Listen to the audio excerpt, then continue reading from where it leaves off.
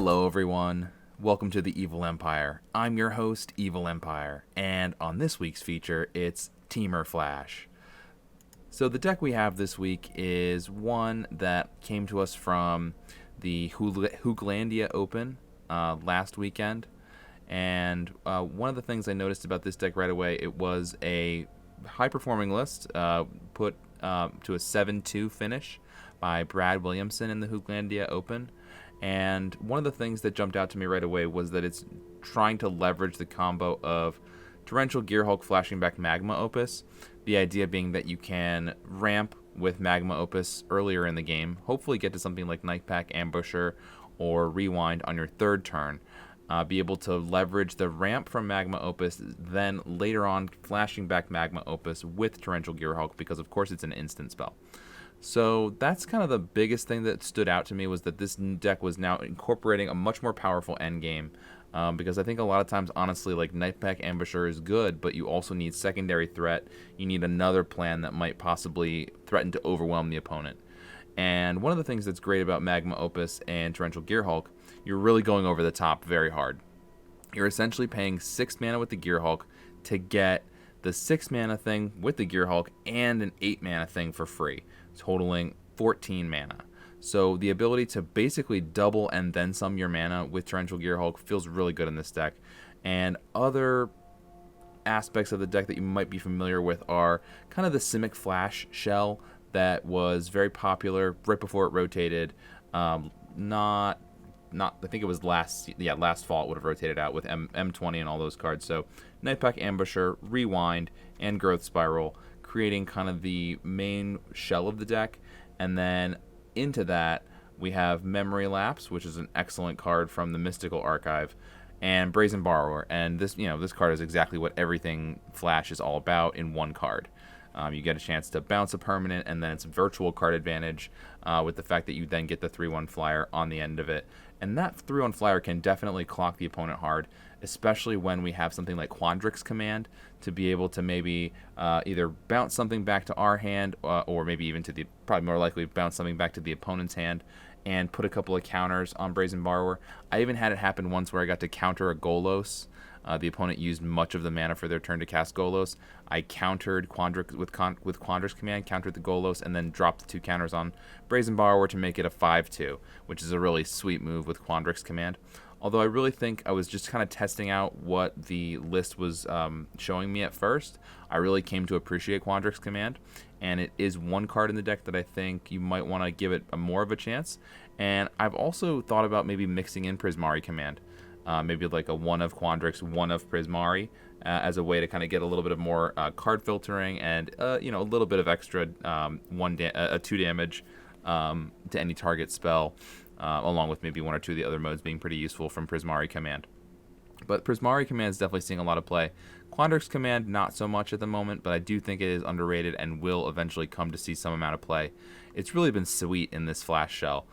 Even just the ability to pump up your Nightpack Ambusher and kind of get it out of double Bone Crusher range is pretty sweet. If you're able to resolve this for some reason, it just really has overperformed for me. Otherwise, I've taken Williamson's deck, the 7-2 list from the Hooglandia Open, and done what Covert Go Blue calls one-boarding it. So I've taken a Braid from the sideboard, I've taken Flame Sweep from the sideboard, and just put those main deck, cutting a couple of copies of Torrential Gearhulk, 1 Sublime Epiphany, 1 Memory Lapse, to be able to fit all those in. So that's kind of how I one-boarded the deck. I also wanted to switch the mana base a little bit. So instead of having 4 Ketria, I have 3 of those, and then I went to the full 4 of Hinterland Harbor, because deck is really a Simic deck and wants all of its lands to come in untapped, because it really needs to hit land drops. So even the 3 Ketria Triome is pretty questionable. You could very easily switch this up, go with something like a Steam Vents or a Stomping Ground, but ultimately deck is Simic, so it doesn't really want to have that much red mana around. And you are running the full suite of pathways in these colors, so that does provide a pretty good fixing for your mana. And I think really in general the pathways are just seeing a ton more play in Historic right now. So people are definitely coming to appreciate what those decks, what most decks need from their lands, which is just for them to come in untapped and be the color that you need in that moment. So again, mana requirements here are mostly Simic. We do oftentimes get a chance to fix with Magma Opus because we create that treasure that creates any color. It's like a Lotus Petal token basically. So that's kind of the Temur Flash deck. We're going to now take it into the historic ranked queue and see how Platinum rank is treating the deck. Yeah, this hand seems fine. I mean, I can go Growth Spiral into Rewind, so yeah. Yep, so there's the land I wanted. Excellent. And pass with Growth Spiral up. Opponent on Glacial Fortress and then plays Plains. So seems like blue-white control. Growth Spiral, EOT. Yeah, definitely blue-white. Okay, so that's a sensor on the Growth Spiral, and play the tapped Castle Vantress, pass the turn. Opponent plays Island, passes turn. No fourth land, so missing that drop feels bad.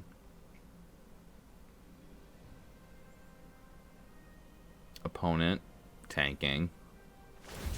Cycles a cast out. Okay.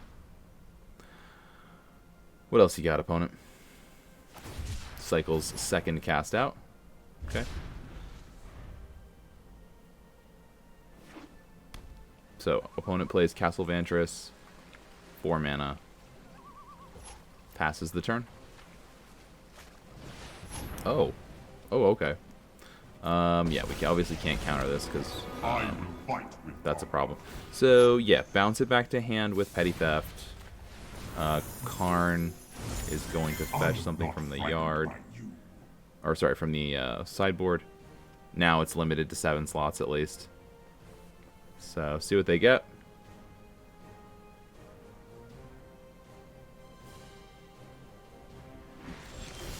Alright, so draw Memory Lapse, but not a land.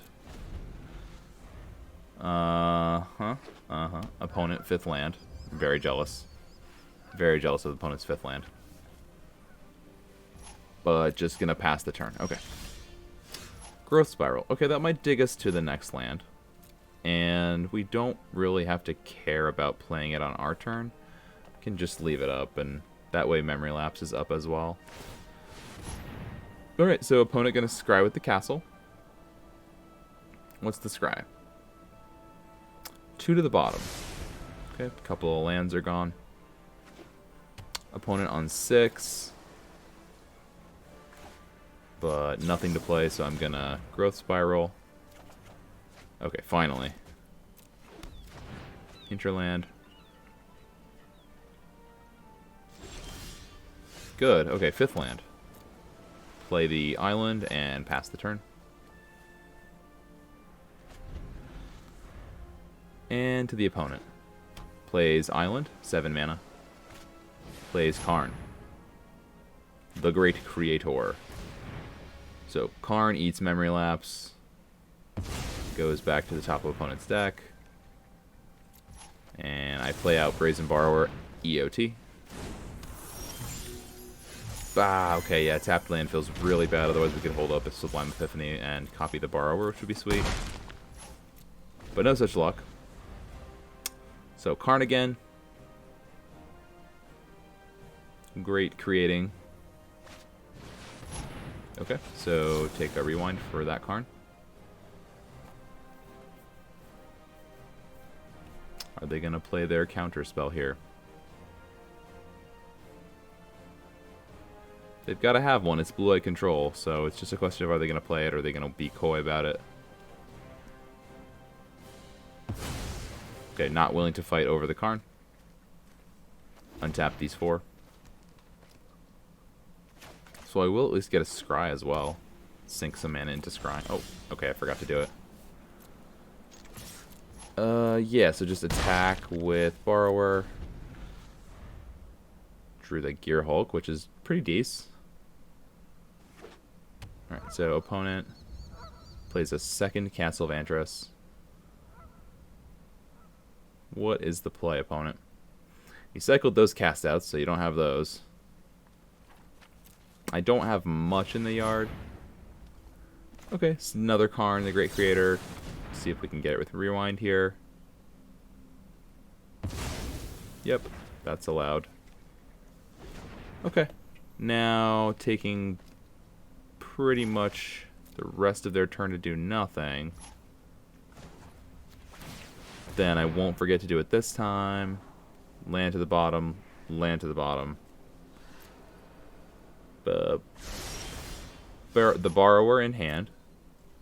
I don't think I'm going to play out the 3-1 right away for the borrower. I'll probably wait. And just, you know, try to get max value by having something that I can bounce with it as well. So, attack, attack, attack. Opponent down to 3. Scry with the castle. What is the scry? It is 2 bottoms. Untap. 10th land. Teferi, Hero of Dominaria. Try rewinding it. If not, I still have the Petty Theft mana open in the background, so... There's their counterspell. Okay, got that one out of hand. Now they can still flash it back with the Gearhulk, so not out of the woods yet, but we're getting through the layers here. Put the Teferi, Hero of Dominaria, back in the hand. Let's skip to the good part. They untap 2 and have 4 open. Alright. Gonna play the Bark Channel pathway. Attack the opponent down to 11. We're getting there. We're getting the job done. We're getting there.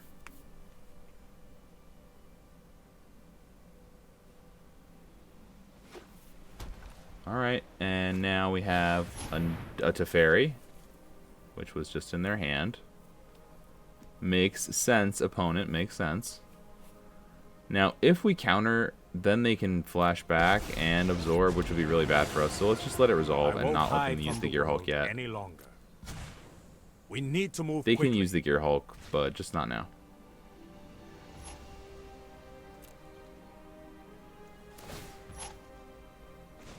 Alright, so in response to Teferi's ability, I cast Brazen Borrower. In response to the untap trigger, and that's going to resolve. Okay. Pretty good. See if I'm able to take out Teferi, or if they have a Shark Typhoon to punish. I need both borrowers to connect with the Teferi, so tricky stuff. Alright, 8th mana for myself. Alright, now I find out, is Teferi gonna live? Did they draw Shark Typhoon? Is one of their unknown cards Shark Typhoon? Please don't Shark Typhoon me, bro. Okay, that's Teferi down. Okay. That didn't go according to plan. That is a relief.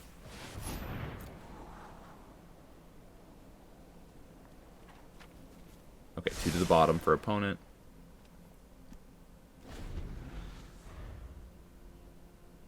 Just going to turn into a Castle Vantress Scry War. That's what we're going to do here. Play the land. Pass the turn. Scry with Castle. Anything? Oh, Magma Opus. So bottom the channel, the Bark Channel, and then keep Magma Opus. So hopefully get a chance to discard it and resolve it with Torrential, but we'll see. Attack the opponent. Their life total goes to 5. That's very low. It's a very low number. 5 life. Alright, so opponent scries 2 at the castle. 1 top, 1 bottom. Wrath of God. Don't want to get Gearhulk absorbed, so I think I just... Like, I can just hardcast this, but that seems bad. Yeah, that's horrible. Then the 4/4 gets killed, so don't do that. Just resolve it. Let them wipe the board here. I mean, those borrowers did heroes work, so... Okay, so search for his content. Now here is where we know the control mage is going to want to fight. So let's get them to fight and get them to tap out. And then I'll resolve Magma Opus with Gearhulk's ability. Whoever Gearhulk's last, Gearhulk's best. Alright, so here comes the absorb, as one would expect. Good. Predictable. They are tapped out, so... Guess I get to resolve this.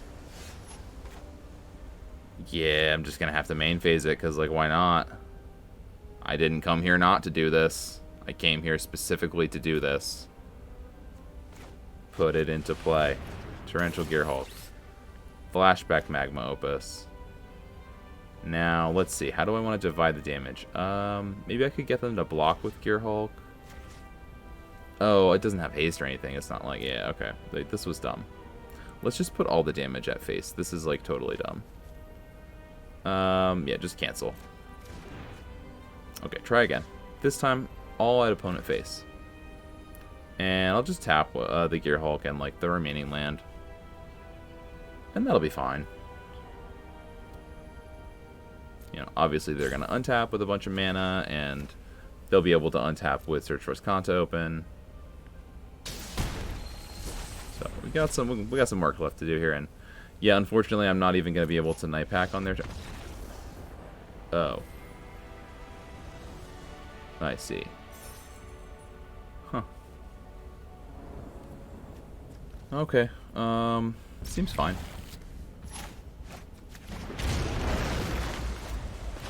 So I lead on Ketria, they lead on Raugrin. A couple of Triome decks.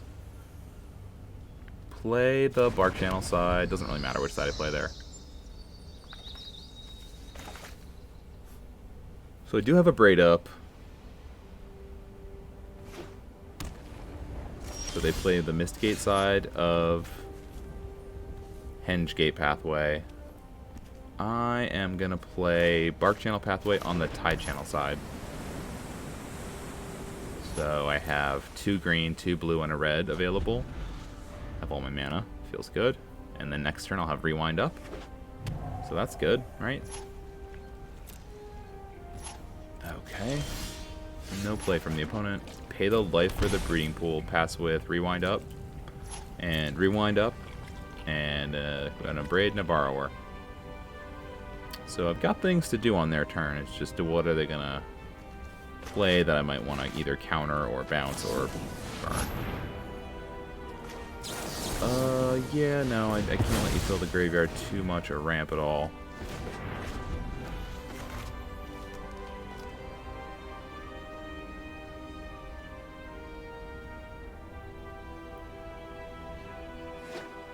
Okay, opponent plays Hengegate Pathway. And passes back. 4 mana for the opponent. Try to resolve Borrower. Will they counter? No counter. Okay, Lightning Helix. Alright, Island feels good. Need that. Really need to hit land drops in this kind of a control mirror. This looks like it's going to be the Jeskai Opus deck, which was one of the decks that did defeat the Temur Flash deck at the Hooglandia Open. This was one of the 2 losses that Williamson had in that tournament. The other being to, I think, Orzhov Humans. But still, I mean, this list went 7-2, so very impressive, and obviously very well piloted by Williamson. So, big congrats on that tournament finish, and the deck has just been really fun. Oh, Lorehold Command, wow. I guess Rewind it. I mean, Sublime Epiphany would be really bad. It would just be like, draw a card would be the only benefit. And this way I can hold up Sublime Epiphany. Running out of counter spells here. Quandrix Command pretty dead. This is where you kind of wish that like one of the Quandrix commands maybe was like a Prismari command or something. Get a little bit of card filtering going on at least. Opponent cycling a Censor. And untapping with 6, probably going to 7. Cycling, of course, a great way to always make sure you hit your land drops.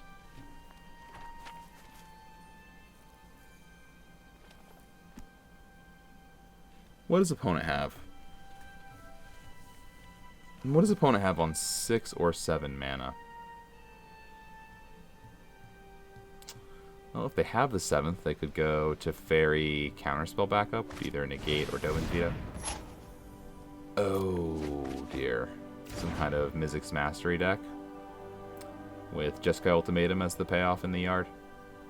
Cathartic Reunion puts it in there, so I don't know. It might be worth it to maybe just Quandrix Command and get rid of the Inspired Ultimatum. Oh, man. I don't think I can resolve the ultimatum, though. Or the command. Because I don't have one of the other modes to be able to pick. Like, I can't drop the counters. I can't counter an artifact or enchantment. Can't bounce anything because there's nothing in play.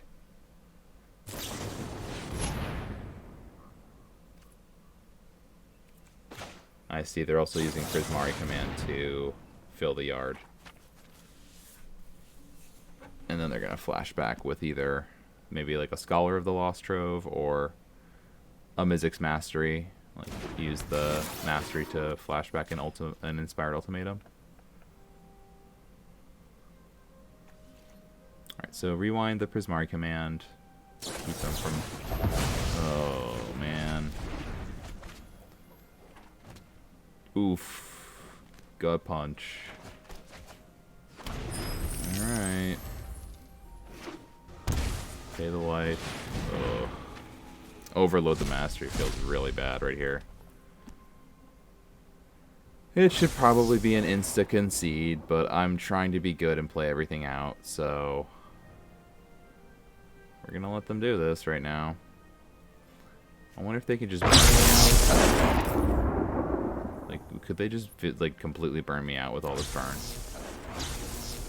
Oh, they're gonna go ahead and get rid of the Gear Hulk. See, maybe they should just all go all the way face. Like, face being the place. Yeah, okay, so the damage from Ultimatum for sure goes face. This Prismari command probably also going face. They're going to be able to do, like, at least 2 Prismari commands.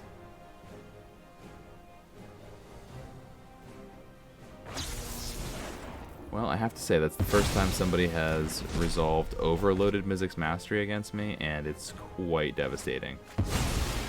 Especially when they have all this nonsense to fill up the yard.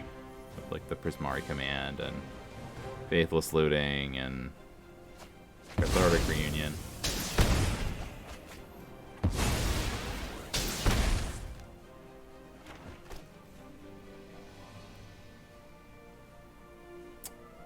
Well, hashtag content. Oh my goodness, alright. It's finally over.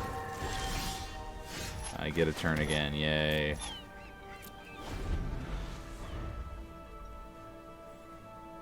Alright, opponent has 3-2 from the Lorehold command. I feel like a little bit queasy.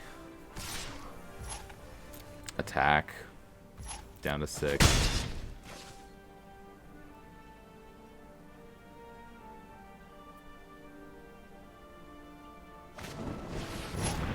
Prismari command. Deal 2, make a treasure.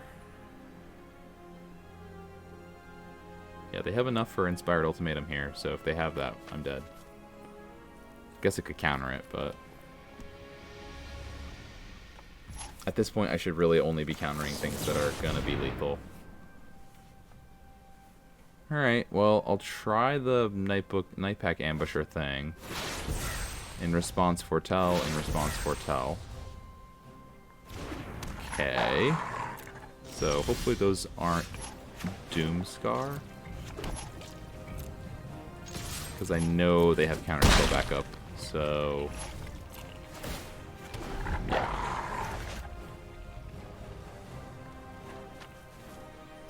I'm going to pass with 7 mana open. They're going to... Yeah, of course. Of course it's a Doomscar. So, counter target spell, return. Get every single mode except for the triggered ability mode. Copy the Night Pack. Draw a card. Do all the things. Slice and dice. What does opponent have to say about that?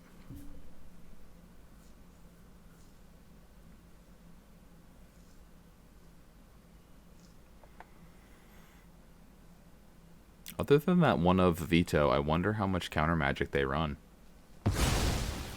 With all those cantrips, you gotta figure they don't have much room for the counter spell stuff. Yeah.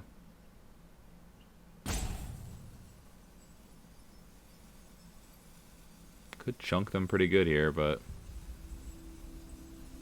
they'd still be at half their life. You know, they'd be at 14, so I need them to somehow brick for 2 straight turns, which seems a little bit unlikely given that they have 5 cards in hand. Yeah. See, it was just another Doomscar. Yeah, you hate to see it. Really wish that were like, you know, a Behold the Multiverse or like even a Saw It Coming would have been, you know, a better thing for them to foretell from my point of view, but oh well. That's the way it crumbles, cookie-wise. Faithless Looting. Draw 2.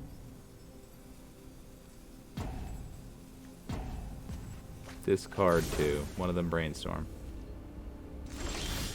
Alright. Magma Opus.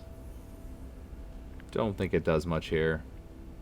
Sad to say, I don't think it does much at all here.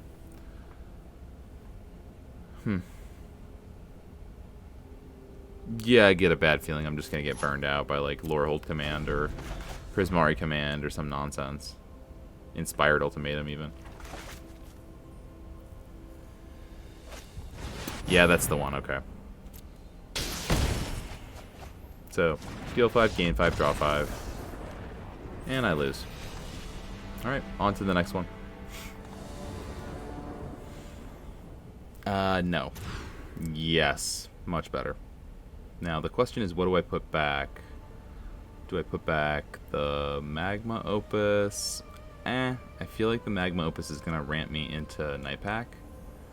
Magma Opus is, like, also kind of secretly a 2-mana ramp spell that I just want to use to get to 4. And I don't really care if I go to 4 again on the following turn, because all my good stuff's at 4. So, you know, the fact that Magma Opus makes, like, that treasure token, it's pretty good. It's a pretty good 2-mana thing to do. Like, you would pay 2 mana for Lotus Petal. You would do it.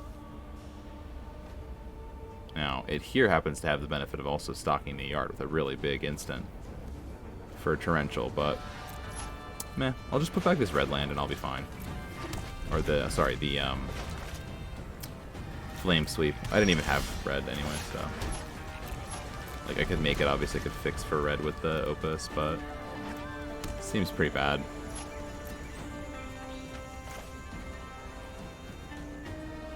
Alright, what does the opponent do? Nothing on 2, really? Huh, it's interesting.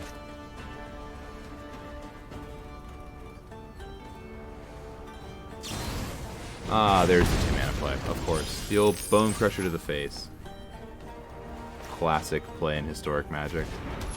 Bone Crush your face into 3 mana 4/3. Yep, there's the 4/3. Here's my Night Pack.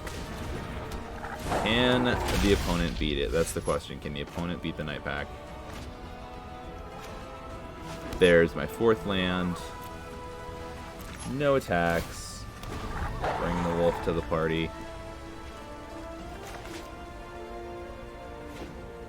4 mana, pay the life. No. Oh, they're not even attacking. Okay. Well, if they're passing with 4, everybody knows what that means. That means Collected Company. No counterspell draw. Feels bad, man. Attack with the 3/3. Collected Company.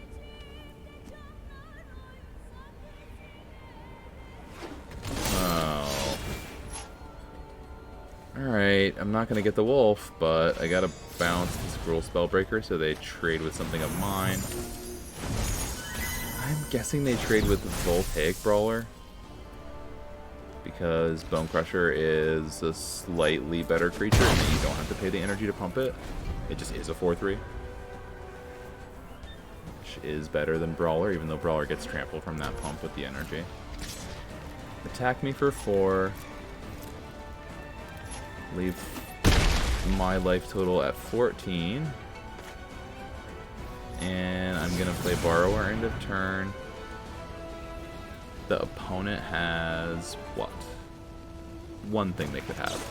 Yep, 2nd Collected Company, ouch. It's Scavenging Ooze and a Ferocidon, so it's 2 and 3, pretty good. Oh boy. Now that is the card, isn't it? That is the card that lets us do the thing. Now, it's tempting just to resolve it here, but I think the right play is to wait, see how their turn develops, and respond with Gearhulk into Magma Opus. Alright, make the 3/3. Boy, that Ferocidon's going to be a problem. It might be one of the things that I kill, or maybe even the only thing that I kill with the Opus. Jeez, another collect. That's 3 collecteds, man. Come on. Give me a break. Whatever, at least this version doesn't have stupid QB. So Ferocidon deals the opponent 10, so dealing themselves damage. Feels bad, man. They hit a Gallia and a Bone Crusher. Now, I think I do this pre-declare attacks because I just want to tap down Gallia at least. I'm going to flash this back, kill the Ferocidon, deal 1 point to their face. And that's the game. Alright, opponent. Good work. We figured it out. We got there. Go team.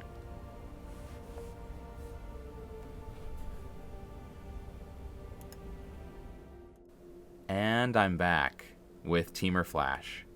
So, deck performed very well in Platinum Rank 2. One thing that I noticed was it definitely seems to me like a deck that is more so a best of 3 deck, where you do get a chance to kind of board into a little bit more removal or a little bit of extra counter spells, whatever you might need. So one thing I think is if I would recommend this mostly in a best of 3 context, although we did get a chance to kind of test pilot it in best of 1, and if you one board it correctly with a little bit of extra removal main deck, couple of Braid, couple Flame Sweep, however you want to configure it really, then it does have a bit of a better chance in the best of 1 format. But since there are so many creature decks that are running around out there, it does tend to struggle, because if you get a bunch of small creatures that you can't really spend a rewind on, you definitely can't spend a Sublime Epiphany on something that's like 2 or 3 mana, then that gets to be a little bit tricky. So what you want is the ability to like maybe counter something like an Emergent Ultimatum with a rewind. You know, the opponent taps out for that Emergent Ultimatum, you hit them with the rewind, and then you get them with the Nightbook Ambusher on the ability to basically double your mana there with rewind. That kind of thing can be a huge swing in a game. And one thing that I noticed was that opponents were very much aware of when Magma Opus was in the graveyard, and if Torrential Gearhulk hit the stack with Magma Opus in the yard, it was an instant concede. For whatever reason, just this particular conglomeration of abilities on Magma Opus really hits people hard, and you can oftentimes wipe an entire board, wind up with a 4/4, and you just randomly draw 2 cards also because reasons. So card is really good. Definitely I slept on it in the Strixhaven preview, and Historic is really full of this card right now. The Jeskai version of it is the much more popular one, which also kind of had its coming out party at the Hooglandia Open, which really kicked off the season in style. So at any rate, this has been a ton of fun to pilot. I would highly recommend it, especially if you're going for best of 3 ladder.